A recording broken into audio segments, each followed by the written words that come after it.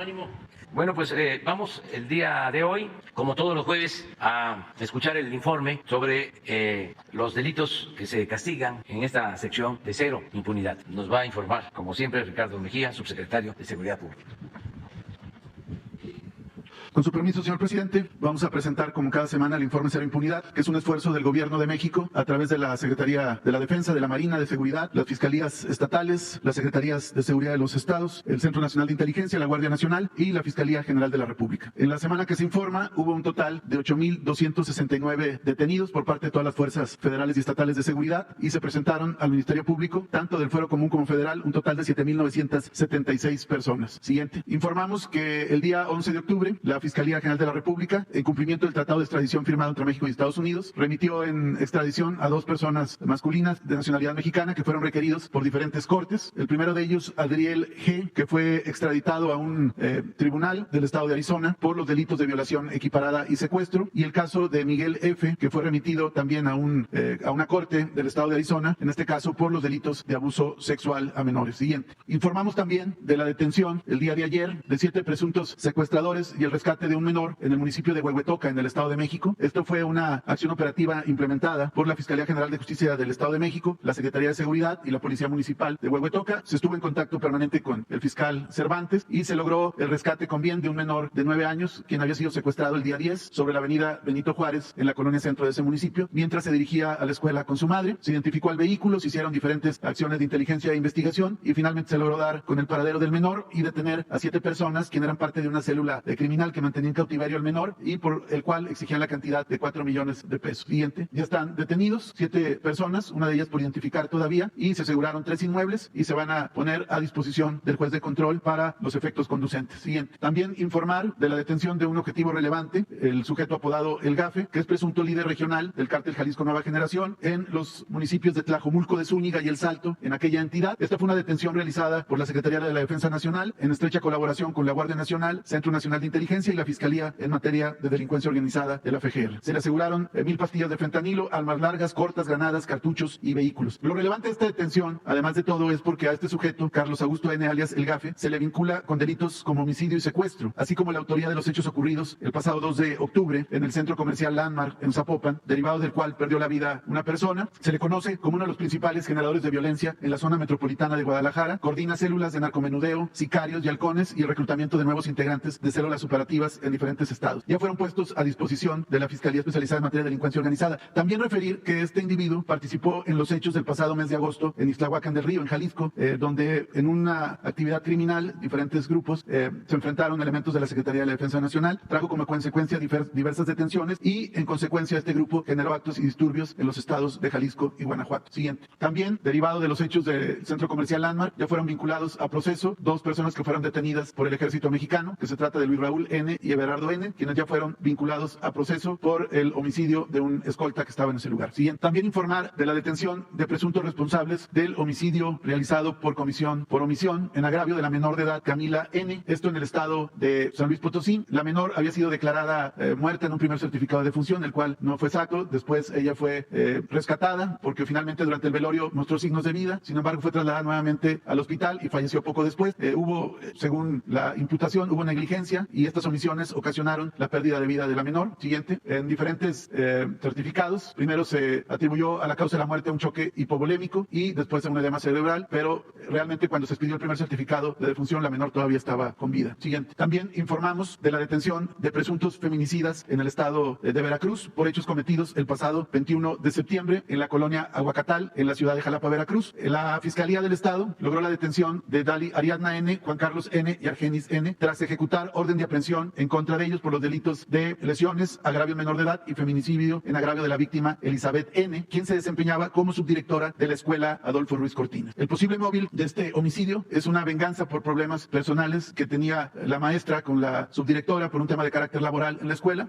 Dali Ariadna se le atribuye la autoría intelectual y los otros 2 sujetos son copartícipes. Siguiente. Hoy es la audiencia de vinculación a proceso y estos fueron los eventos que fueron grabados en videocámaras donde se ve el momento del homicidio con un sicario disparando disparando y huyendo con posterioridad. A partir de las acciones de la Fiscalía se pudo determinar los autores y el móvil y ya están detenidos. Siguiente. También informar de la detención de un presunto feminicida por reto en videojuego en el Estado de México. Esto fue por parte de la Fiscalía del Estado de México y la Policía Municipal de San Mateo Atenco. Detuvieron a un individuo de nombre Lev Norman N., quien es investigado por este hecho. Se tiene conocimiento que el hoy detenido entabló relación con la víctima a partir de establecer comunicación con un videojuego, un ajedrez virtual, y ahí establecieron comunicación y él le pide el domicilio a la víctima para llegar y decirle que se iba a vestir de mujer en el lugar, pero ya estando en el sitio, en la vivienda, priva de la vida a Lucero y se le identifica con una mochila donde al parecer llevaba restos humanos. Finalmente se logra imputar y ya está vinculado a proceso penal por feminicidio. Siguiente. También hay una detención de probables responsables del desplome de un tanque elevado en el municipio de Texmelucan, en Puebla. Esto fue una acción de la Fiscalía de aquella entidad. Se detuvo a Julio César N. y Heriberto N., director de Protección Civil y secretario de Obras Públicas, Desarrollo Urbano y Medio Ambiente, por el homicidio, lesiones y daño en propiedad, ejercicio indebido de funciones públicas, por los hechos ocurridos que ocasionaron el desplome de una torre que ocasionó a su vez la pérdida de vida de 2 personas, una más herida y el colapso de esta estructura. Por cuestiones de negligencia dolosa y por diferentes documentales que se pudieron recabar, se les imputa y está pendiente su vinculación a proceso. Siguiente. También informar de la liberación de la vía federal, la carretera número 15 federal, en el estado de Sonora, tras 10 años de bloqueos en 3 puntos ubicados en Vicam y en Estación Oro. Esto es en el territorio yaqui. Como se recordará, hay un plan yaqui de justicia yaqui que ha sido impulsado por el presidente de la República y las autoridades federales y locales. Hay diferentes acciones que se han venido desarrollando. Sin embargo, había 3 bloqueos de grupos que querían reivindicar supuestas demandas de este conglomerado. Sin embargo, fueron desconocidos en varias ocasiones por las autoridades yaquis al decir que desconocían las actividades de carácter criminal. Ellos pues generaban extorsión, bloqueos de carácter ilegal y también servían como una estructura de halconeo y de cobertura para organizaciones de carácter delictiva. A través de un operativo que coordinó la Guardia Nacional con la Fiscalía General de Justicia de Sonora y las autoridades locales, se pudo liberar sin ningún problema, ningún hecho que lamentar, con todo cuidado a los derechos humanos. Siguiente. Y con motivo de estas acciones, donde participó a su vez también la CAPUFE y otras instancias, se detuvo en flagrancia a 24 personas que realizaban estas actividades, que también tuvieron que ver con robo de vehículos e incluso con desapariciones. Ya están detenidos y puestos a disposición de las autoridades y la carretera federal 15 está totalmente liberada. Siguiente. También informar que en estos días, del 4 al 10 de octubre, la Sedena y Guardia Nacional, en diferentes operaciones, detuvieron a 24 personas, aseguraron armas, equipo balístico y drogas, destacando el caso de Jiquipilas, Chiapas, donde detuvieron a 13 personas, quienes a su vez habían perpetrado una agresión a personal militar el pasado 9 de octubre. Hubo un despliegue muy eficaz y se pudo asegurar armas largas, cartuchos, cargadores, equipo táctico y también a 13 personas. Los detenidos presuntamente pertenecen al grupo delictivo de los Valdovinos, afín al cártel del Pacífico. Se detuvo junto con 14 armas largas. Siguiente. En otros lugares del país hubo diferentes detenciones. Tula de Allende Hidalgo, 2 personas detenidas también por actividades ilícitas. En Nuevo Laredo, una persona liberada que había sido privada de la libertad y 2 personas detenidas con armas largas, cartuchos y cargadores. Siguiente. En Mexicali, una persona detenida también con dinero sin acreditar la legal procedencia. En Matamoros, 2 detenidos también con una cantidad importante de dinero. Siguiente. En Tijuana, una persona detenida con 18.4 kilos de metanfetaminas y un vehículo asegurado. En Río Bravo, Tamaulipas, en un enfrentamiento que hubo en ese lugar, un agresor fallecido, uno herido, y fueron aseguradas 4 armas largas, 745 cartuchos y un vehículo. Siguiente. También en Miguel Alemán, un detenido, un agresor fallecido, 2 armas largas aseguradas. Y en Tijuana, 120,000 pastillas de fentanilo, 3 kilogramos de fentanilo en polvo y una persona detenida en Tijuana junto con un arma corta. Siguiente. En el caso de operaciones por parte de la Secretaría de la Marina, informar que elementos de esta institución, en coordinación con la Comisión Estatal de Seguridad de Morelos, lograron la detención de 4 personas con 2 armas largas, 2 cargadores, diferentes dosis de droga, marihuana y metanfetamina. Esto fue una operación coordinada en el municipio de Cuautla, Morelos. Siguiente. Informar como vinculaciones relevantes, es decir, el seguimiento que hay después de las detenciones, las puestas a disposición al Ministerio Público y luego a los jueces de control. Ahí ya hay vinculaciones a proceso relevante, como en el caso de Puebla, que se logró la vinculación a proceso de César Augusto N. por el delito de secuestro agravado en agravio de Sandra Elizabeth N. por hechos ocurridos en abril de este año en el municipio de Amozoc, en la Junta Auxiliar de San Salvador, Chachapa. Él, junto con otros, siguiente, ya fueron detenidos y vinculados a proceso, son parte de una célula delictiva dedicada al delito de secuestro. Siguiente. También informar como sentencias relevantes que en el estado de Quintana Roo fue condenada por violación, pornografía infantil y corrupción a menores, Erika S., y condenada a 41 años de prisión en un procedimiento abreviado. Ella fue detenida el día 22 de septiembre. Ella obligaba a realizar actividades de índole sexual y registraba a las víctimas menores utilizando fotografías y videos, y tras denuncia anónima, la Fiscalía Especializada en Delitos contra la Libertad Sexual pudo lograr un orden de cateo y asegurar diferentes dispositivos tecnológicos, y hubo también el reconocimiento de la imputada de haber cometido estos hechos delictivos. Siguiente. También informar como sentencia relevante que fue condenado a 43 años y 9 meses de prisión Mario N. tras acreditar su participación en el asesinato de un ex candidato a presidente municipal de Ameca Meca, de nombre Juan Bautista Morales, por hechos ocurridos el pasado 5 de septiembre del 2021. Siguiente. También fue condenado a 42 años y 6 meses de prisión Gerardo N., exalcalde de Sinacantepec, Estado de México, por su participación en el delito de homicidio calificado en agravio de un ex primer regidor de ese municipio por hechos cometidos en marzo de 2020. Siguiente. También la Fiscalía de la Ciudad de México logró diversas sentencias ante el Tribunal Superior de Justicia, una de ellas de 82 años en contra de Edgar N. por los delitos de homicidio calificado en razón del parentesco y homicidio calificado, otra por secuestro agravado en contra de Fernando Román N., otra más por privación ilegal de la libertad en su modalidad de secuestro express, 50 años de prisión, y otra más también por homicidio calificado y tentativa de homicidio por 46 años en contra de Luis Fernando N. Siguiente. Queremos informar también esta situación, también un caso de impunidad que se genera a partir de una dilación en la actuación de una juez, esto en el estado de Guerrero. Como recordarán ustedes, hace unos días en el municipio de San Miguel Totolapan hubo un evento delictivo donde fueron privados de la vida el alcalde Conrado Mendoza, su padre de ese municipio, y 18 víctimas más, esto en San Miguel Totolapan, que ya se sigue realizando las investigaciones por parte de la Fiscalía Local con apoyo de las instancias federales. Aquí es importante señalar como antecedentes que el pasado 26 de julio, con acciones de inteligencia y acciones de investigación criminal realizados por la Fiscalía del Estado de Guerrero, se pudo determinar 5 posibles inmuebles donde el grupo criminal de la familia michoacana desarrollaba actividades presuntamente delictivas, entre ellas la privación ilegal de la libertad de personas. Se solicitó el cateo a 5 inmuebles, entre ellos un rancho presuntamente propiedad de los líderes de la familia michoacana en San Miguel Totolapan. Sin embargo, a esta solicitud de cateo, que estuvo formulada en términos de la ley debidamente fundamentada y motivada, se le niega en un primer momento la solicitud de cateo. Después de nuevas gestiones de parte del Ministerio Público y al insistir, 2 días después, la jueza Isis Peralta, juez de control en el estado de Guerrero, autoriza finalmente el cateo. Sin embargo, ya habían pasado 48 horas, tiempo suficiente mediante el cual los presuntos criminales pudieron ya tomar providencias para salir del lugar, para quitar evidencias y al mismo tiempo organizar 5 bloqueos en el lugar para dificultar las acciones de las fuerzas federales, donde iban personal del Ejército Mexicano, personal de la Secretaría de Seguridad Local, personal de la Fiscalía y personal también de la Coordinación Nacional Antisecuestro. Finalmente, cuando se realizaron los cateos, ya fueron inoportunos y ya los criminales presuntos ya no habían dejado ninguna evidencia. Tiempo después viene el homicidio que se quiso simular que fue un presunto accidente de Nazario N., director de Desarrollo Rural en San Miguel Totolapan, y con posterioridad, el día 5, hubo el evento de todos conocido en San Miguel Totolapan. Esto es importante porque la oportunidad en algunas acciones de carácter persecutorio es determinante para los buenos resultados. No actuar a tiempo puede finalmente abonar a que con posterioridad se desaten otro tipo de eventos. Siguiente. También informar que en el periodo del 7 al 12 de octubre hubo 24 personas detenidas por el delito de feminicidio, 3 de las cuales ya son sentenciadas, 2 en el Estado de México, 4 en el Estado de Chihuahua, 1 en Chiapas, 2 en Puebla, 3 en Veracruz. Siguiente. Otro más en Veracruz, 5 en la Ciudad de México, 1 en Baja California, 3 en Jalisco y 2 en Michoacán. Siguiente. Y en el caso de seguimiento semanal que hay en el tema de los periodistas, continúa las investigaciones por parte del Ministerio Público y continúan los procesos penales correspondientes. ¿Sería cuánto? Habíamos quedado de una, ¿o no? Acá, 1, 2, 3, 4, 5, 6. Tú también, proceso. Muy buenos días, señor presidente. Janet Galindo, del Grupo Transmedia La Chispa, Campeche, Tabasco, Quintana Roo, Yucatán, Ciudad de México. Señor presidente, quisiera preguntarle, ¿qué opina de las Afores? Si realmente le han funcionado al país y a los mexicanos. Y si en un momento dado, antes de finalizar su gobierno, se tiene planeado hacer reformas para fortalecer lo que sería el retiro para las personas mayores.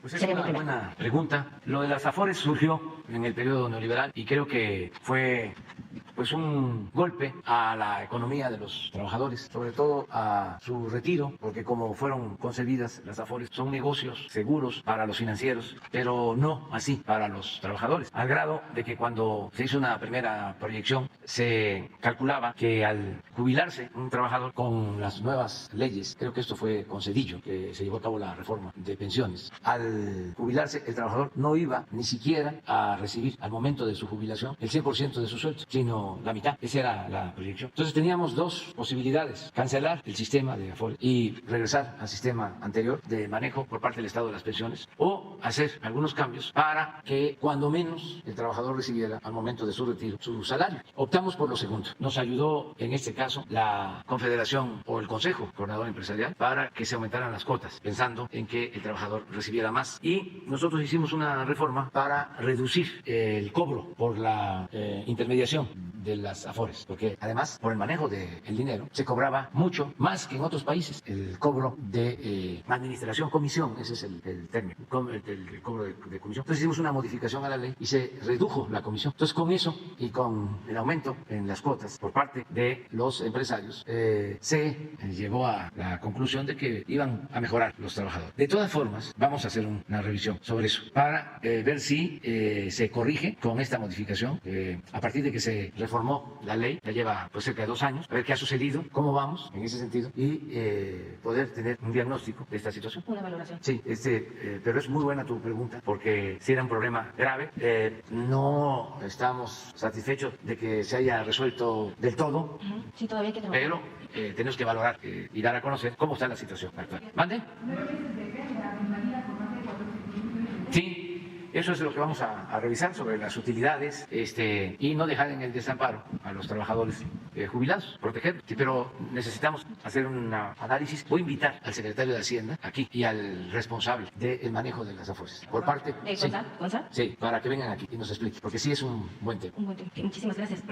Y bueno, tomando en cuenta la Ciudad de México ha destacado por la electromovilidad, gran impulso que le ha dado la doctora Sheinbaum, pero no sé si en algún momento dado usted ha pensado o tiene planeado realizar alguna gira por lo que es el cablebús, por el trolebús elevado, y así como ha realizado giras en los estados, si en algún momento dado aquí en la Ciudad de México lo ha pensado, o si lo invitaron a ver el trofeo que va a estar expuesto, el trofeo de la FIFA, que va a estar expuesto el 16-17 de octubre en la alcaldía de Iztapalapa. Sí, me han invitado, pero estoy recorriendo el país y siento que las cosas marchan muy bien aquí en la ciudad. Por ejemplo, ya se tienen operando todos los bancos del bienestar en la Ciudad de México. Ya los adultos mayores pueden ir a los bancos del bienestar de la ciudad y cobrar sus pensiones. Creo que faltaba uno, ya está toda la red. Pero esto no es así en Chiapas, que nos faltan 70, 80, o no es así en Oaxaca, que lo mismo, nos falta para tenerlos todos. Juan Guerrero, entonces ahí es donde estoy, más pendiente. Es lo mismo de salud.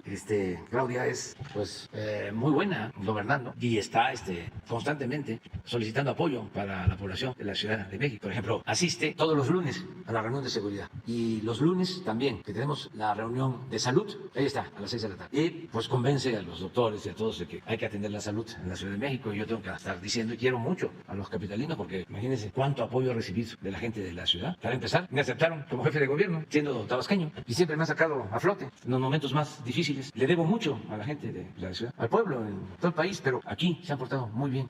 Sin embargo, tenemos que dar más al que tiene menos. No puede haber trato igual entre desiguales. La justicia es darle más al que tiene menos. Y eso lo entiende el capitalino. Porque si hay un pueblo solidario, es La solidaridad ya está escrito. Que hay en la Ciudad de México, solo la he visto, la he constatado en las comunidades indígenas. Aquí, en apariencia, cada quien está en lo suyo. Vive en una unidad habitacional y cada quien en su departamento o en la calle. No se conocen por lo general.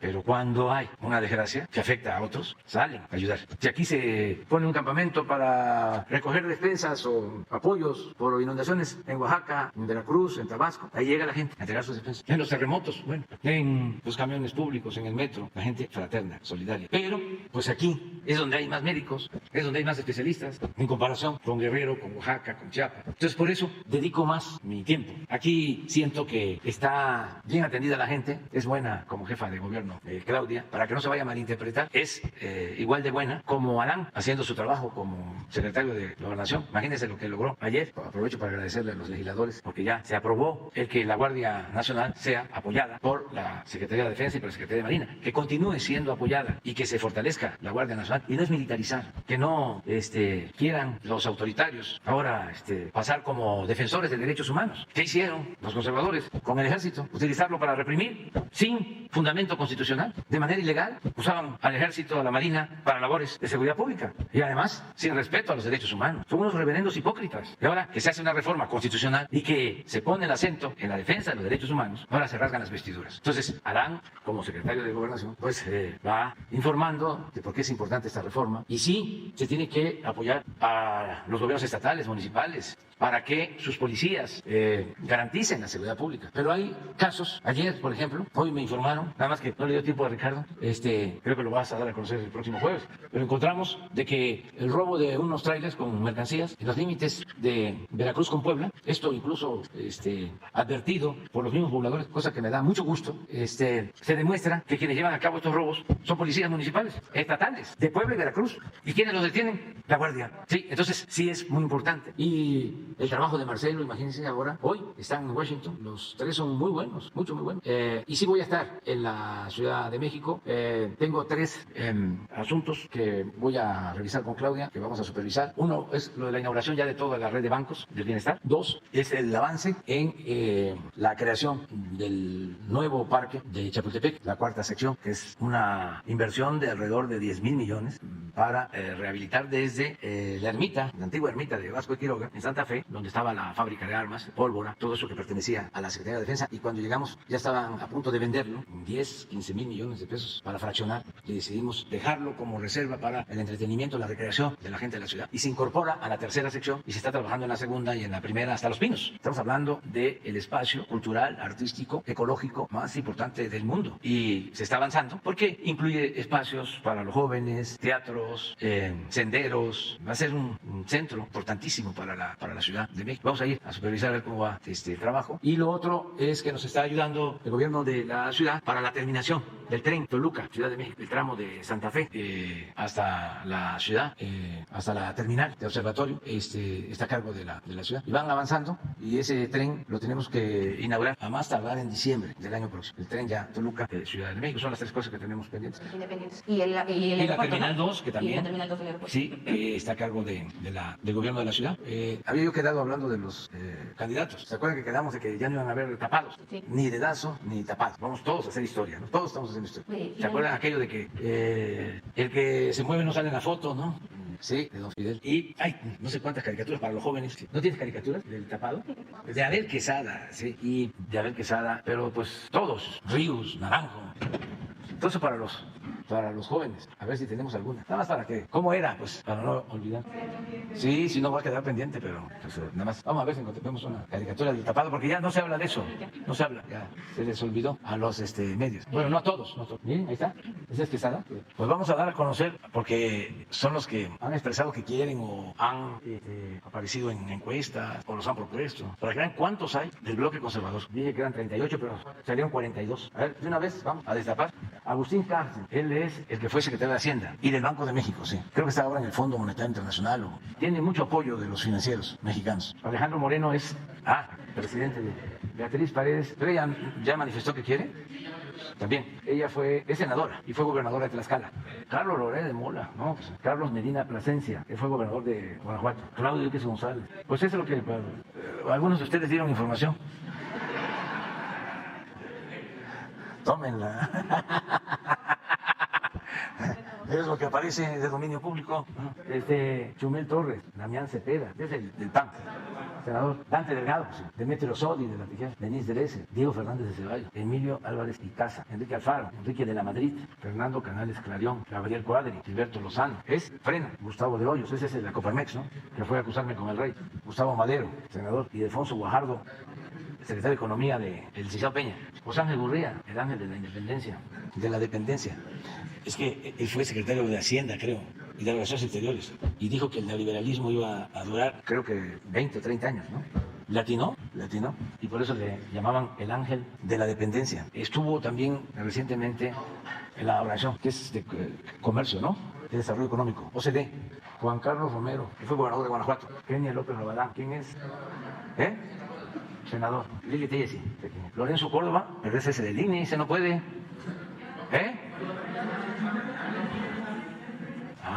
Donaldo Colosio, sí, Margarita Zavala, Marco Cortés. Marco Cortés es el del PAN. Maru Campos, que es gobernadora de Chihuahua. Mauricio Curi, él no creo, Sí, lo ha manifestado. Mauricio Vila, sí, es de Yucatán. Son muy buenas personas los dos. Mauricio Curi y Mauricio Vila. Miguel Ángel Mancera, Osorio Chong, él también. Moreira lo propuso.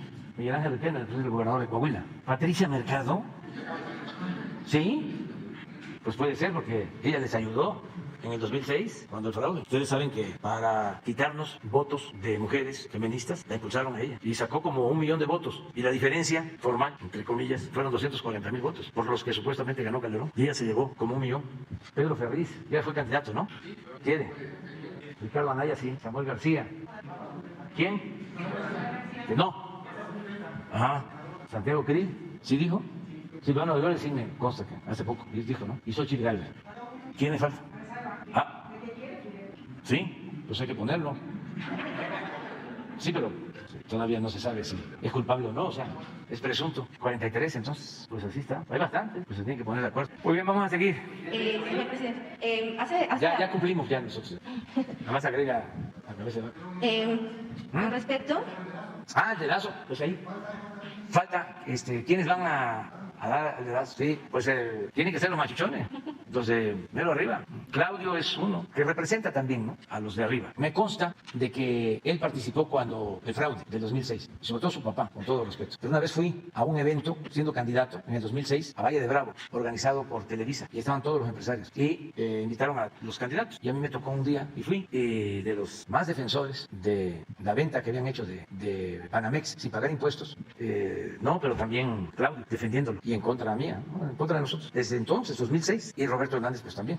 Me alegaban de que era un asunto legal y yo les contestaba de que sí, pero que no era moral. ¿Cómo hacer una operación de 12,000 millones de dólares y no pagar un centavo de impuestos? Y luego, pues ya se demuestra porque se sabe que él había impulsado a el que fue secretario de Hacienda de Fox, Gil Díaz, que había trabajado con él. Bueno, Gil había estado de subsecretario de Hacienda de Salinas y luego trabajó con Roberto Hernández. Y luego Roberto Hernández se lo recomienda a Fox como secretario de Hacienda. Y luego, cuando Roberto Hernández vende, junto con otros socios, Banamex, el secretario de Hacienda, que era Gil Díaz, pues no se apura en cobrarle impuestos por la operación. Pero no solo eso, cuando triunfa Fox, se va de descanso a Isla de Pájaros, en una reserva ecológica que tiene Roberto Hernández. Desde luego una residencia con pista para aviones. Y después que regresa, resulta que la casa de campaña de transición en Las Lomas es una casa de Roberto Hernández. Y ahí despacha Vicente Fox. Y fíjense las vueltas que da la vida.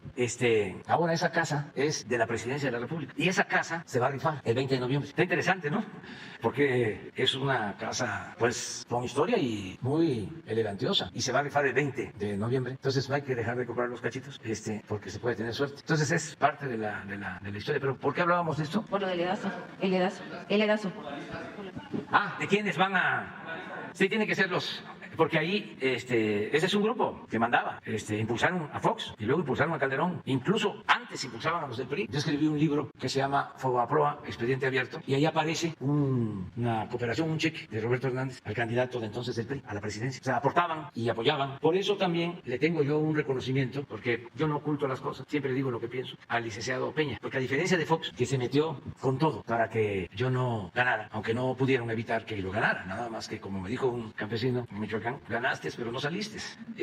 A diferencia de Fox, que se metió y delegados en cada uno de los estados, se erizó la queda de comunicaciones, eso se va a olvidar, en Tamaulipas y así. Y desde Los Pinos manejaban toda la guerra sucia. Todo eso está probado. Él mismo lo ha dicho, de que cargó los dados. Acaba de decir hace poco de que se arrepentía de no haberme desaforado. Imagínense, qué vergüenza para los que votaron por él. Algunos porque estaban cansados, ¿no?, desesperados. Ya querían un cambio. Otros porque pensaron de que iba a haber un cambio. Y otros más por su conservadurismo, porque esos han seguido igual. Ellos justificaron el fraude de Calderón, no se arrepintieron. Pero Peña fueron a decirle de que era importante la unidad. Ya Fox, en vez de votar o apoyar a la candidata de su partido, en el 12, Josefina Vázquez Mota, llamó a votar por Peña. Y desesperados, porque lo que no querían era de que nosotros triunfáramos, la cúpula, que hicieron reuniones en Vallarta, los potentados se reunieron, tengo pues toda la información, trajeron a empresarios de Venezuela para que les platicaran de cómo era Chávez y que les ayudaran a hacer campaña para difundir de que si nosotros ganábamos íbamos a llevar a México a lo que supuestamente ellos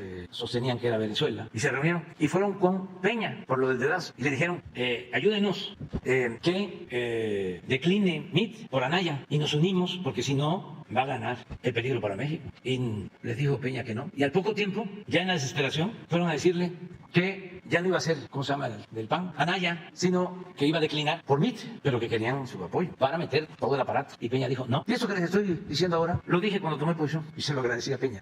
Porque imagínense, un presidente, por muy mediocre que sea, ya lo hemos visto en cambios en la asociación, si decide hacer daño, lo logra. Porque pues tiene el aparato, el presupuesto, lo que hizo Fox, de mandar delegados y jalar a los gobernadores. Por eso no le hicieron nada en esos tiempos a Mario Marín, porque les ayudó en el fraude de 2006. Y así muchos otros casos. Entonces es interesante ver ahora quién los va, a todos ellos, a reunir para irlos convenciendo de que la mejor o el mejor va a ser fulano, mengano o perengano. Tienen que intervenir los medios de información, porque si no, ¿cómo los promueven? Ya he visto, por ejemplo, al Reforma promoviendo al hijo del finado Colosio, porque pues todo esto se advierte, ¿no? Pero armonizar no va a ser fácil. Bueno, ya hablamos de eso. Finalmente, señor presidente, hace 2 semanas aproximadamente hicimos una denuncia de chicos, estudiantes, residentes de medicina en el Hospital General de Acapulco. No sé si recuerda este tema, pero pues resulta que esta situación que se da en este hospital, y es un hospital del IMSS, resulta que no nada más se queda con los residentes, sino nos buscaron a Grupo Transmedia, buscaron y nos hicieron llegar una serie de documentos y denuncias que son las que traigo aquí, y nos encargaron que por favor se las hiciéramos llegar, porque están denunciando casos de despido injustificado, nepotismo, y pues lo que quieren ellos es el apoyo de usted en esta situación, porque no nada más le digo son los estudiantes, sino es en general el grupo de médicos que trabaja y que labora, y esto parece que es una situación en especial del hospital.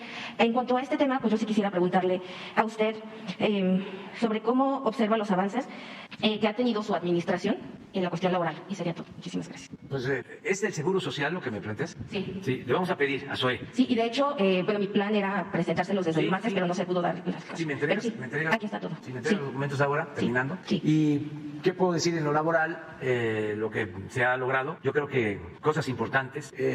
Para empezar, lo del salario. Ha aumentado el salario como nunca y va a seguir aumentando, porque el salario se quedó completamente rezagado durante el periodo neoliberal. Eso también quisieran que se olvidara. Pero durante los 36 años de dominio de los gobiernos neoliberales, el salario perdió el 70% de su poder adquisitivo. La política económica iba dirigida a favorecer a una minoría y a dejar en la pobreza, en el desamparo, a las mayorías. Y ahí están los datos, cualquiera puede verlos. Los jóvenes que vean cómo se comportó el salario durante el periodo neoliberal y que lo comparen con la inflación de todo el periodo. La UNAM tiene un centro de investigación de las pocas cosas que han quedado en pie en la UNAM en lo que tiene que ver con las ciencias sociales. Tienen un centro donde hacen una investigación desde hace años sobre la capacidad de compra del salario, pero lo traducen a pan, a tortilla, a frijol, a huevo, a leche, y es impresionante cómo se deterioró el salario. Entonces, si me preguntas de qué me siento satisfecho, de que el salario, aún con inflación, desde que estamos a la fecha, con esta inflación de 8.7, ha crecido 63% en términos reales el salario, y va a aumentar más. Y mi ideal, a ver si se puede, porque no es un asunto solo de decreto, es de que yo pueda decir que aumentó el 100% desde que llegué hasta que terminé mi mandato. Ese es un propósito. Ya lo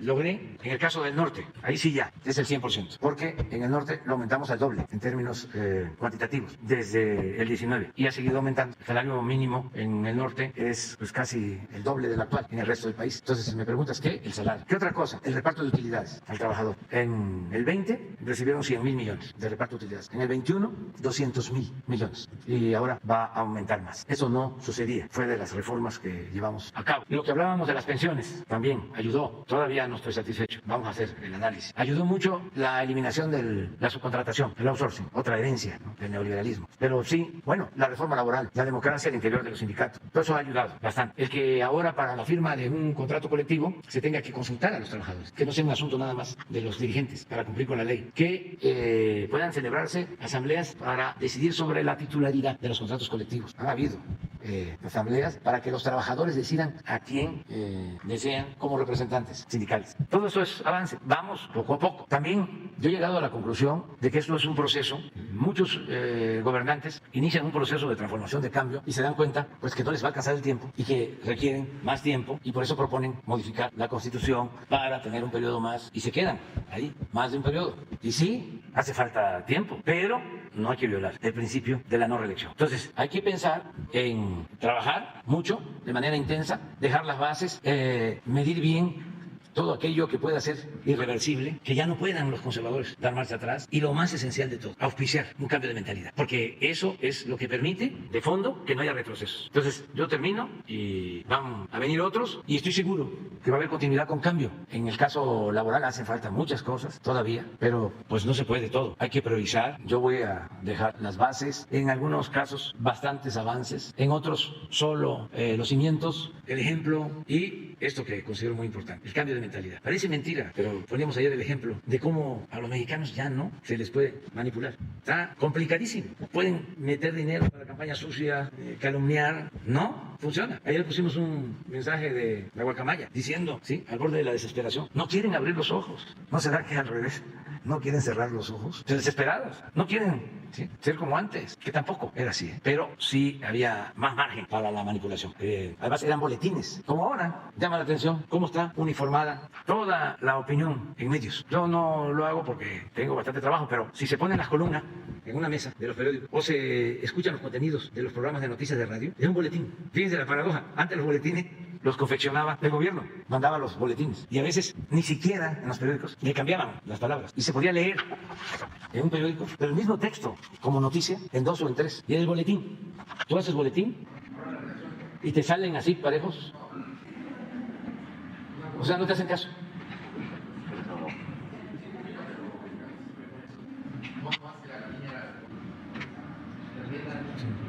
Hay un debate en las redes, surgió una plataforma, como hay muchas, y de gente que ni siquiera se agrupa, sino en lo personal, opinan, y son muy inteligentes, mucho, muy inteligentes, siempre los estoy viendo. Un día voy a hacer mi lista. Bueno, tampoco, sí, los voy a exponer tanto porque, pero me llama la atención precisamente de que a una de estas plataformas las acusan, o la acusan de que están recibiendo chayote de nosotros. Entonces dice el de la plataforma, ya Jesús, informa que ni siquiera nos das café, pero café sí hay aquí, ¿verdad? No hay. No, pues en vez del chayote, el café, cuando menos. El café, pero no, porque lo leí, pues Jesús ya aclara de que no nos das chayote, dice que no nos das ni café. Sí, adelante. Buenos días, presidente. Hans Salazar, de Noticiero en Redes. Preguntarle, ahora que prácticamente está avanzado el tema, o superado, de la ampliación de las Fuerzas Armadas en el tema de la seguridad, todo esto que conlleva a eso, ya se parte hacia la siguiente iniciativa de reforma constitucional, que sería la reforma electoral. Ya incluso hay tema al respecto, ya ha habido incluso foros, pero también se habla sobre, ahora que ha cambiado un tanto el panorama legislativo, tanto en la Cámara de Diputados de senadores, para poder avanzar en temas de reformas constitucionales. También se rescataría el tema de la reforma eléctrica, sería mi pregunta, y aprovechando este nuevo panorama de la posibilidad de avanzar en reformas constitucionales, ¿solamente se quedaría en ese empuje hacia estas reformas, o habría más, se contemplarían más en otros temas, pues cambiando el panorama legislativo para poder avanzar en la transformación que está impulsando? Sería mi primera, y ahorita, si me permite, otra. Bueno, nosotros propusimos la eléctrica, esta que tiene que ver con la Guardia Nacional, y la electoral. O sea, la eléctrica, como está y como la terminó de definir la Corte, el Poder Judicial, creo que es suficiente, porque se considera un fraude legal del autoabasto, que es una simulación, que dañaba mucho. Se permite ahora que las plantas de energía de la Comisión Federal puedan despachar lo que producen, que estaban muy limitadas. Por ejemplo, no se consideraba como energía limpia lo que se produce en las hidroeléctricas, y así otras cosas importantes. También se pensó que eso era violatorio, ¿no?, del tratado. Ya se demostró que no es así, y no es la intención del gobierno de Estados Unidos. Me lo expresaron, cambiar nuestras leyes, porque se llegó a pensar, no sé si se acuerdan, de que decían que iban a echar abajo la reforma eléctrica, y nosotros pues no lo aceptamos, y ellos nos mandaron a decir, incluso creo que lo tengo hasta por escrito, de que no tienen la intención de que modifiquemos nuestras leyes. Ahora, lo de la Guardia es muy importante. Ojalá y los congresos locales nos ayuden, porque ya se aprobó en el Senado, ya se aprobó en la Cámara de Diputados, pero falta que se aprueben los congresos locales. Con la mitad más uno ya es reforma constitucional. Entonces esto va a ayudar muchísimo para que no termine la Guardia Nacional como acabó la Policía Federal, que se pudrió y se corrompió. Y de ahí salieron gentes que ahora incluso están en la cárcel porque se asociaron con la delincuencia organizada. Entonces, el que la Guardia Nacional sea una rama de la Secretaría de la Defensa es para que no se desvíe, que sea profesional siempre, que cuente con todo el apoyo de la Defensa, de Marina, que se fortalezca más la misión de no violar los derechos humanos, que sea una institución de seguridad social, la principal institución de seguridad pública de México. Entonces, esto es un avance. Y luego viene la reforma electoral, porque es muy importante para que ya se destierre el fraude, que ya quede como anécdota y que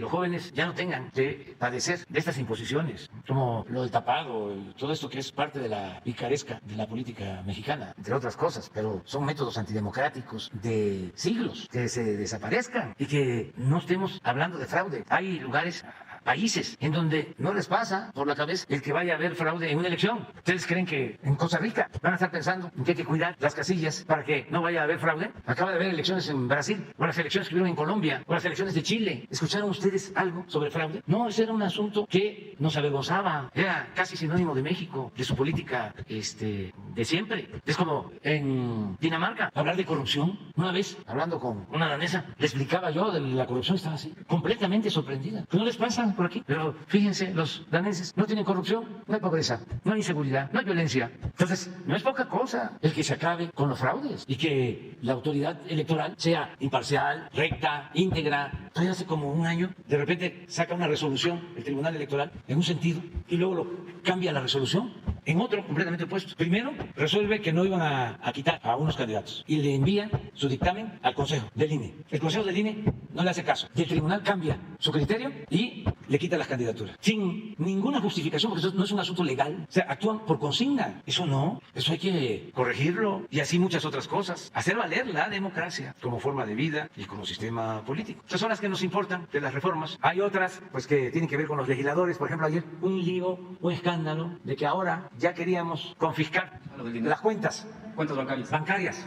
Sí, de que si nadie reclamaba una cuenta después de 6 años, venga para acá. Para empezar, es una iniciativa de legisladores que tiene que ver con la delincuencia. ¿Lo puedes explicar tú? A ver. Pero antes de que lo expliques, se aprobó. ¿Quiénes la aprobaron? Casi por unanimidad. Bueno, de todas maneras, como nos echan la culpa de todo, ¿no? Si se pelean particulares, es culpa de nosotros, ¿no? Bueno, de todas maneras, yo pido, con todo respeto, al Poder Legislativo, que informen y que se profundice más sobre el tema. Como todavía tiene que ir al Senado, hay tiempo, porque parece que lo confiscado en el caso de delitos, un porcentaje es para la Federación y otro porcentaje para los estados. Y para seguridad pública, yo diría, no, que sea para personas con discapacidad, que sea para adultos mayores, que sea para la salud. Y también mucho ojo, porque cuando empezó la campaña esta, además de que todo es culpa de nosotros, hubo uno que puso, no tiene llenadera el presidente. Además de que el propósito es siempre afectarnos. No dudo, también advierto, porque ya llevo algún tiempo en esto, que haya intereses de los bancos, porque hay mucho dinero que va quedando en los bancos y cuando menos se lo hacen sudar a ese dinero que ya no reclama nadie. Entonces, que se vean las cosas bien para que se actúe de la mejor manera posible. Yo les puedo decir al pueblo de México que nosotros tenemos finanzas públicas sanas. No es para presumir, pero tenemos en caja hoy $500 billion de pesos. No es que estemos desesperados, no. Cuando no hay corrupción, el presupuesto rinde, alcanza. No hay que andar bolseando como lo hacían antes, aumentando impuestos, con gasolinazos, endeudando al país. No hace falta, pero a ver, explica cómo es la iniciativa, por favor, Ricardo.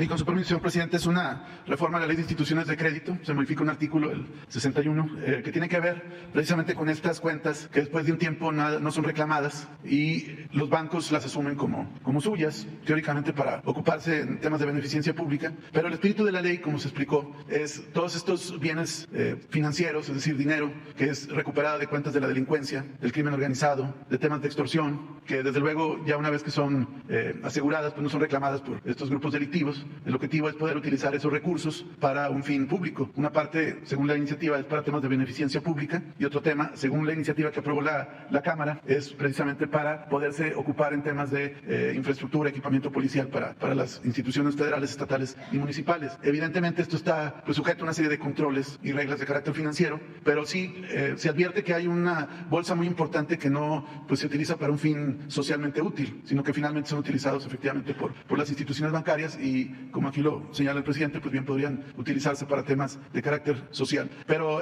no significa apropiarse de ninguna cuenta, son bienes que ya no son reclamados y después de un tiempo suficiente, pues ya pueden pasar a ser utilizadas de esa manera. ¿Se calculan montos? No hay ahorita un monto específico, pero yo podría señalar en un dato preliminar que solamente en temas de extorsión hay alrededor de 14,000 millones de pesos. O sea, son bienes que la delincuencia, a partir de todas estas operaciones que se hacen cotidianamente, pues se les quitan o se les bloquean, pero no tienen una utilidad social, simplemente van a generar intereses a los bancos. Entonces, ¿cuál es la idea? Pues que puedan precisamente utilizarse, apoyar al país, apoyar a un fin lícito, pero evidentemente, como lo dice el presidente, pues nadie está pendiente, entonces es una bolsa muy importante, porque eso es solamente una porción, temas de extorsión, pero pues es una bolsa muy amplia, muy cuantiosa. Con permiso. De todas maneras, que se revise, que va a pasar al Senado, que se analice bien y que se supervise y que la gente esté informada para que no nos acusen de que queremos confiscar bienes. Pero su postura sería que fuera para programas sociales. Y lo ideal sería para programas sociales, o sea, y de manera directa, que no pase por intermediarios, para que le llegue a los que lo necesitan realmente. Presidente, entonces, ¿descartaría usted, después de lo electoral, alguna otra reforma constitucional? Sí, ya no hay eso, nada. No, estoy muy contento con lo que hemos hecho. Ok. Cuando se habla de las transformaciones, las 3 grandes transformaciones han llevado a 3 constituciones federales. Después de la independencia fue la Constitución de 1824, después del movimiento de reforma fue la Constitución de 1857 y después de la Revolución la Constitución de 1917. Cuando nosotros llegamos y hablamos de la cuarta transformación, sí pensamos, analizamos la posibilidad de una Constitución nueva, pero también sopesamos de que iba a ser muy complicado y que íbamos a perder mucho tiempo, que teníamos que buscar cambiar lo esencial y no fue tarea fácil, porque durante todo el periodo neoliberal, ya una vez presentamos aquí las reformas, todas las reformas a la Constitución se hicieron para legalizar el lucro, el robo, el saqueo, y todas en favor de minorías, todas o casi todas en contra del pueblo. Eso está ahí. Estamos hablando de la ley de Afores, estamos hablando de la reforma al artículo 27, estamos hablando de la reforma a la ley minera para entregar los bienes de la minería a particulares, la reforma energética, la reforma a la seguridad social, la reforma fiscal, la reforma educativa, que esa sí se pudo echar para atrás. Bueno, decidimos, no hacer una nueva constitución, sino hacer reformas constitucionales de fondo. ¿Y qué se logró? Por ejemplo, de que quien esté en el gobierno, ya no van a poder quitar la pensión a los adultos mayores, no van a poder quitar la pensión a personas con discapacidad, no van a poder quitar las becas para estudiantes de familias pobres. Ya se logró de que el presidente no tenga fuero y que pueda ser juzgado por cualquier delito, como cualquier otro ciudadano. Ya se logró que la corrupción sea delito grave, que el fraude sea delito grave, que la defraudación fiscal sea delito grave. Ya se logró que quede prohibida la condonación de impuestos. Ahora se logra la creación de la Guardia Nacional y de que la Secretaría de la Defensa y de la Secretaría de Marina puedan participar en tareas de seguridad pública. Ya se logró que la Comisión Federal de Electricidad tenga trato, cuando menos igual que el trato que le daban por ley a Iberdrola.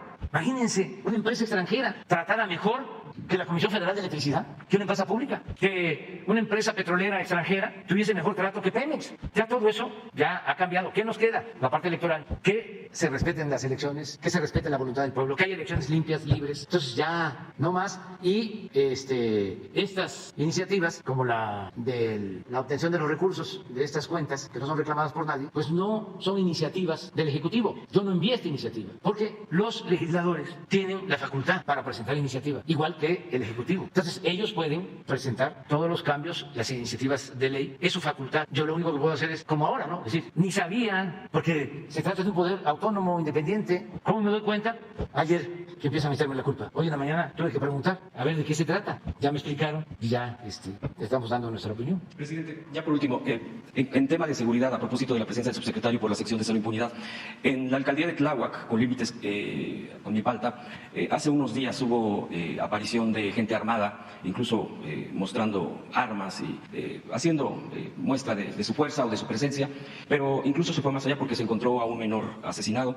Esto que tiene que ver, al parecer, y esa es parte de la pregunta que yo hago aquí y de que se estaría haciendo, es con el tema del narcomenudeo y que tiene que ver con un cártel que está ahí ya presente. Se ha vuelto algo muy delicado porque incluso ya están amedrentando a las familias de menores de edad, de la secundaria, de una secundaria. Entonces, esto ha alarmado a tal grado que incluso ya papás quieren sacar a los menores de ahí, etcétera. Hay una cosa pues que se ha acrecentado en estos últimos días de manera alarmante. El mismo Tláhuac, porque esto es el límite, que es Tetelco, que es uno de los pueblos originarios, y Tecómic, del lado de Milpalta, igual pueblo originario, son pueblos originarios todos estos, y también, por ejemplo, a un costado de lo que es donde se construyó la línea 12, del lado de Tláhuac, también ha habido invasiones muy incesantes, invasiones de terrenos, que era un polígono que se había destinado por parte del proyecto Metro para el propio desarrollo, porque pues al llegar este tipo de transporte masivo, pues empieza a cambiar la fisonomía urbana. Sin embargo, ahí los grupos son diversos, invasores, podría ahorita decir alguno, pero bueno, son varios, pero ya la invasión es brutal, es permanente, incluso ya hay asesinatos. Preguntarle si aquí la Guardia Nacional tiene ya presencia, hay alguna cuestión para reforzar el trabajo que se está haciendo en tema de seguridad pública en el gobierno de la Ciudad de México. Y también en otro punto rapidísimo, presidente, no sé si ya escuchó, pero el doctor Lamoglia le ha pedido a usted a través de un video, que usted lo ubica muy bien al doctor, ayuda para uno de los periodistas más emblemáticos de nuestro país, que es Gutiérrez Vivo, este locutor que vino no lo digo yo, vino a transformar muchas de las cosas. Usted sabe perfectamente lo que le pasó, incluso usted en algún momento ha dicho que lo iba a llamar si quería regresar, porque en los gobiernos panistas prácticamente lo sacaron, y no solamente, incluso el propio empresario con quien tenía acuerdo, y el doctor Lamoglia ha lanzado un video, ahí está en YouTube, donde le pide a usted que lo apoye porque está muy mal de salud y económicamente. Preguntarle si usted lo auxiliaría, y lo digo porque, bueno, pues es parte también referente y de una libertad de expresión, que por eso precisamente los panistas se enojaron cuando lo entrevistaron a usted como jefe de gobierno, y se lo invitaría incluso a incorporarse en alguna actividad de su propio medio. Esos serían mis dos últimos, y le agradezco la atención, presidente. El doctor Lamoglia, le pregunté, le mandamos a preguntar que si quería la entrevista, porque ya había escuchado eso, y me mandó a decir que sí quería hablar conmigo. Eso fue ayer, antier, y lo voy a recibir, el doctor Lamoglia. Sí, y el caso de don José Gutiérrez Vivó lo tengo muy presente. Claro que lo vamos a ayudar, o para decirlo mejor, lo vamos a seguir ayudando, porque aquí aplica aquello de que lo que da la izquierda no tiene por qué saberlo la derecha, pero sí ya hemos ayudado, porque fue una gran injusticia que se cometió con él, un acto de represión, de violación de sus derechos, sobre todo de la libertad de expresión y de manifestación de la idea. Entonces sí voy a hablar con él. Acerca de lo de Tláhuac, vamos a seguir apoyando al gobierno de la ciudad. Yo quiero comentarles algo sobre Tláhuac y sobre la ciudad. Conozco pues muy bien Tláhuac, se descompuso en los últimos tiempos, no era así, y ya se están haciendo cosas buenas para garantizar la paz, la tranquilidad, para que no sigan operando estas bandas, porque surge una, se les castiga, van a la cárcel dirigentes y aparecen otros, pero me gustaría un día invitar aquí, o vamos a hacer una evaluación sobre seguridad como la hacemos en los estados, pero vamos a hacer aquí de lo que se ha hecho en materia de seguridad en la Ciudad de México, porque es un ejemplo, los resultados son muy buenos. Esta es una de las ciudades más seguras del mundo, la Ciudad de México, pero se puede probar. Entonces sí me gustaría que, así como cada mes nosotros informamos de cómo va la situación de seguridad en el país, que no cada mes, sino en una ocasión que venga Claudia con su equipo, la invitamos, desde luego de manera respetuosa, porque son autoridades autónomas, soberanas, para que se conozca lo que se ha logrado en la ciudad, porque como no hay información suficiente y hay mucha manipulación. ¿Saben dónde hay más manipulación de todo el país? En la Ciudad de México. Es increíble. O sea, los medios de información de la Ciudad de México, que no son, dicho sea de paso, y afortunadamente nacionales, son los que más manipulan. Entonces, aquí es donde han logrado, no mucho, porque la gente en todos lados y aquí está muy despierta, pero es un bombardeo día y noche, hasta dañan. Es para demandarlos. Yo no acostumbro a hacer eso, pues. Pero hagan la prueba. Si van en el carro, pongan un noticiero. Y es ataques. Ahí está lloviendo uno de MBS, el señor Cárdenas, ¿está ahí? Uy. ¿Cómo? Sí. Qué barbaridad. Sí. Sobre la manipulación de una información de una compañera periodista. Algo así. No, una que viene a veces aquí. Sí. Pero él es, ¿no? Sí, y unos desplantes así parados. Sí, pero lo vi en MBS enojadísimo. Entonces, pero lo vi por la red, ¿no? Pero sí me han dicho, tengo, no espía, pero sí informante, de que se le va cambiando y es lo mismo. O sea, es igual en todas las radios y en los periódicos ya ni hablar. Ya hemos dicho que en la Reforma no hay un solo articulista objetivo, profesional. Todos completamente inclinados al conservadurismo. Voceros del conservadurismo. Todos. Antes ahí estaba Lorenzo Meyer y ya no está. ¿Y quién más? No. estuvo, ya tampoco está. René era más o menos, no más o menos, era profesional, era de René.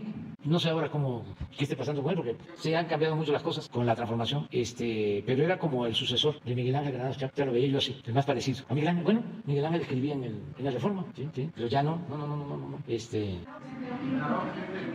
ya nos vamos, ya. Nuevo León, sí, ya. Lo recibe Claudia, le voy a pedir yo a Claudia, sí, gracias. Sí, no, eso sí, estamos trabajando de manera coordinada. Y quiero además invitar a Claudia, ya lo dije, para que les explique y que nos explique a todos, por esto de la manipulación que hay, de cuánto se ha avanzado en materia de seguridad. Por eso han llegado miles de extranjeros a vivir a la Ciudad de México. Unos lo ven muy bien, otros dicen que vienen a encarecer las cosas. Pues, ¿cuál es mi opinión? Yo lo veo bien, son bienvenidos, ¿sí? Y nunca hay que estar en contra de los extranjeros. Nunca tener una postura en contra del migrante, del que quiere vivir en cualquier lugar. Hay que buscar siempre un mundo sin frontera. Y estoy queriéndome acordar, sí, es un pasaje bíblico sobre el forastero. No trates mal nunca al forastero. Y son bienvenidos todos. Okay. Guadalupe Vera Rábago, del periódico La Última Palabra, de Cadereyta, Nuevo León y Juárez, Nuevo León. Señor presidente, dos asuntos en una misma exposición. Primero, el gobernador del estado de Nuevo León vive con una realidad alterna. No entiende que no entiende.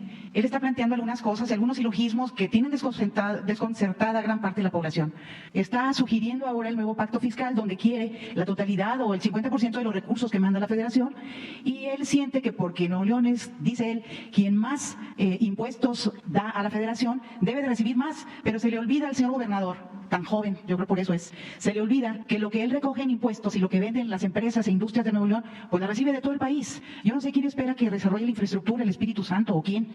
Yo quisiera saber lo que usted piensa sobre esta propuesta que él trae. No sé si es en serio o no, porque pues yo siento su mundo muy virtual. Ese es un asunto, su opinión. Otro asunto es Ramiro Pérez. Ayer que hablaba de los programas sociales, señor presidente, tenía un enorme deseo de comentarle que hay este hombre de 70 años de Tepehuaje, una comunidad de Cadereyta, Nuevo León. Ahí nació, salió, se formó como soldador, se fue a Cadereyta, alguien lo invitó a trabajar a la refinería en sus años mozos, enseñó a muchos el oficio de la soldadura y trabajó de manera intermitente 30 años de su vida para Pemex y para las empresas allí de Cadereyta.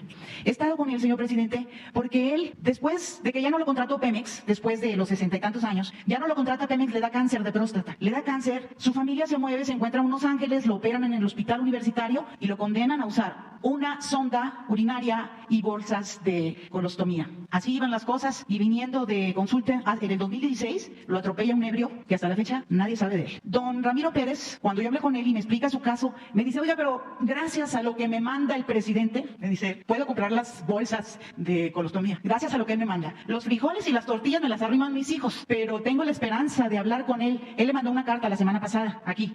Tengo la esperanza de hablar con él a ver si por lo menos me da el servicio médico, porque con lo que me manda el presidente, dice él, con lo que me manda él yo compro las cajas, cuestan 1,500, presidente, las cajas de colostomía, y lo demás lo resuelvo. Dígale, si lo ve, que a ver si me puede ayudar con el servicio médico de Pemex, aunque sea. Yo creo que se lo merece, señor presidente. Yo no le digo que lo jubilen porque no está activo, pero por lo menos o que lo liquiden o que lo ayuden. No es el único caso. En toda la República, pues hay también maestros y los electricistas y todos a los que, perdónenme la expresión, les desgraciaron la vida, porque no los consideraron en la normatividad. Él está fuera de ahí. Espero en Dios que nos alcance el tiempo para que no se nos vaya, porque ha estado muy grave. Es cuanto, señor presidente. Ya dile a don Ramiro. Es más, ahora lo vemos. Voy a darle instrucción. Voy a instruir al director de Pemex, ¿sí? Para que le den toda la atención médica, ¿sí? Acerca de lo otro, es una visión, ¿no?, que se tiene. Y tiene que ver más pues con la propaganda. Porque se piensa que así, ¿no?, se tiene más popularidad. No. Primero, la distribución del presupuesto es una fórmula que aprueban todos los partidos, todos aprueban. Y corresponde a una ley que se llama de participación federal, una ley para decidir sobre las participaciones federales. Coordinación fiscal, ese es el nombre, ley de coordinación fiscal. Entonces se toma en cuenta lo que ingresa de cada estado, se toma en cuenta la población de cada estado y se toma en cuenta en la fórmula la pobreza que hay en cada estado. Entonces la gente del norte, que tiene mejor situación económica, es muy solidaria y sabe, porque son cristianos, sean católicos o evangélicos, la mayoría, o libres pensadores, pero que practican el principio del amor al prójimo y saben que hay que ayudar más a quien lo necesita más. No son egoístas, no le dan la espalda al que sufre. Entonces esta fórmula tiene que ver con eso, pero el individualista que está pensando nada más en él, que no piensa en sus semejantes, que no le tiene amor al prójimo, pues tiene una idea muy deshumanizada de las cosas. De estos candidatos que vimos del bloque conservador, hay uno que llegó a plantear que si desaparecía Chiapas, Oaxaca y Guerrero, México estaría mejor. No, yo no lo digo. No vaya a ser que yo me meta ya ahorita ya a opinar a favor y en contra, no, pero así, pero en el norte son muy solidarios, son muy fraternos, muy contrario también a lo que a veces se piensa. Dice, no, si es de Nuevo León, ese quiere ser como los tejanos. Si es de Tamaulipas es lo mismo, si es de Chihuahua, si es de Sonora. ¿Saben dónde hay más nacionalismo? En el norte, en Ciudad Juárez, en Tijuana. Ahí es donde he visto que se llenan de emoción cuando se habla de México lindo y querido, cuando se escucha eso. Así es nuestro país. Entonces, no hay nada que preocuparse. Además, todos tenemos derecho a expresarnos, a manifestarnos, pero no es válido eso. Tenemos que procurar que a todos nos vaya bien. Ahora, ¿qué es lo que sucedió durante mucho tiempo? Por ejemplo, durante el periodo neoliberal. Creció el norte, creció menos el centro y el Bajío, y se hundió el sureste. Se hundió. O sea, si tuvimos un crecimiento promedio en el periodo neoliberal del 2% promedio, 4% de crecimiento en el norte, 2 en el centro, 0 en el sur-sureste. En algunos estados, menos 0. Hubo decrecimiento. Entonces, ¿qué queremos? Un México más equilibrado. No que dejen de crecer los del norte, no, que sigan creciendo y que siga creciendo el centro, pero que también pueda crecer el sur, porque el sur, como la canción de Serrat, también existe. Ahora sí, ya vámonos al desayuno. Nos vemos.